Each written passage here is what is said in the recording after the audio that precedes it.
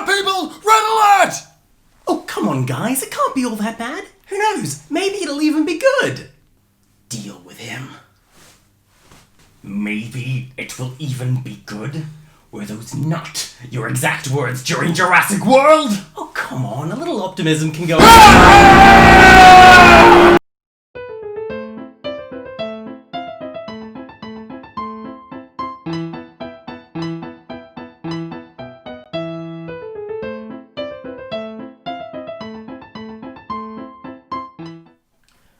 So, after the last episode's particularly uninspiring offering, I went out of my way to find something a bit more different. I didn't want to read just another movie novelisation that was going to take the film's script and turn it into prose without putting any effort.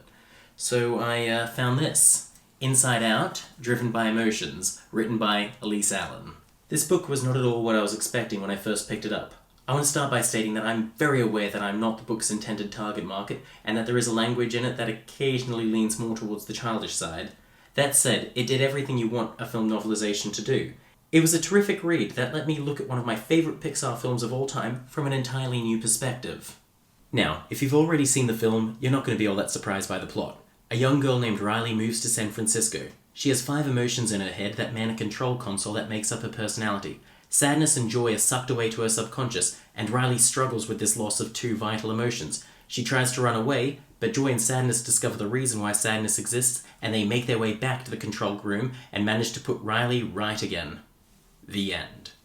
However, what this book does differently is it tells the same events of the film 5 times over, each from the perspective of one of the different emotions: joy, fear, anger, disgust, sadness. And while this could get monotonous fast, the shifting perspectives keep things fresh, as well as reminds you that everyone sees themselves as the main character in their own story, no matter how unrelated to events they may actually be.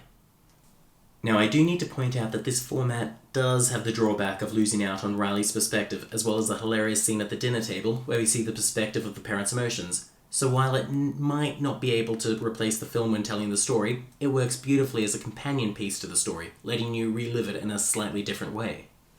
Now, just to get this out of the way, because the book recounts the same sequence of events 5 times over, I'm not going to do a recap like last time, as that could get really repetitive really fast. So what I am going to do is just to assume you've seen the film and recount the parts of the book that I think are the most noteworthy.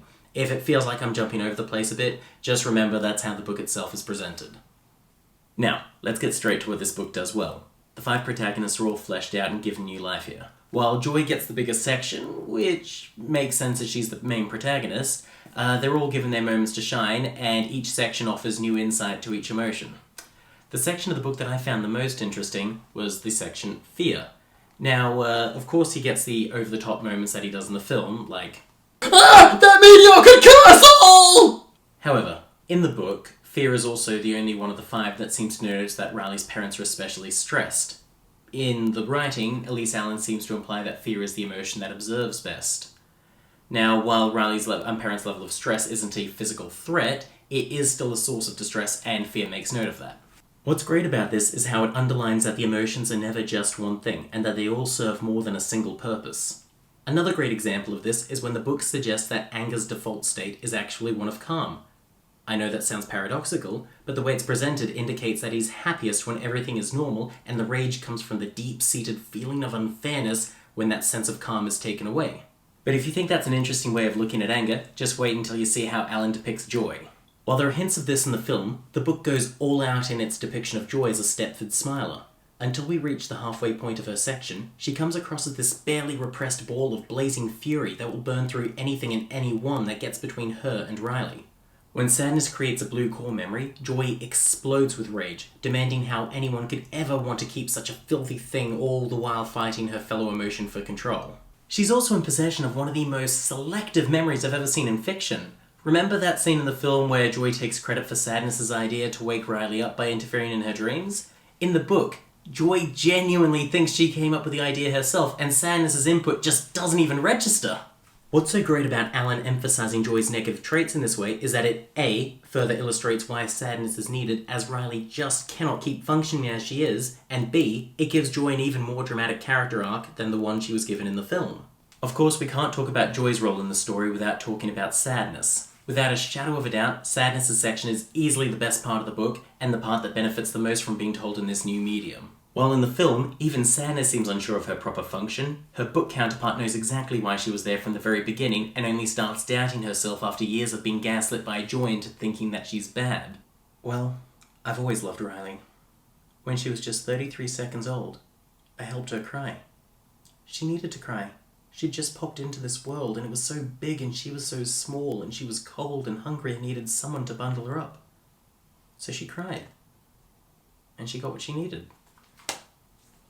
The book also makes it extremely clear why Sadness is drawn to the memory orbs, and the core memory orbs in particular. Riley needs to be sad. She's going through so many frightening changes and has no control over them, and she needs that cathartic release that Joy is simply refusing to give her. Her section also takes a real turn to the dark side, as after being separated from Joy and Bing Bong, Sadness considers jumping into the memory dump and essentially killing herself.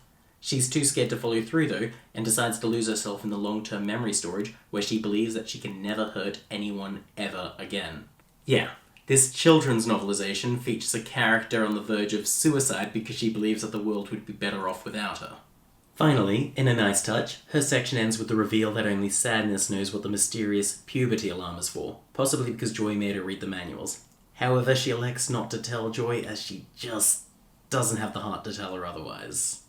So, that was Inside Out, Driven by Emotions, and I have to say, despite it being a quote-unquote kids book, I loved it. I thought it was great. I've always enjoyed Inside Out since I first saw it at the cinema, and this let me enjoy it in a whole new way all over again.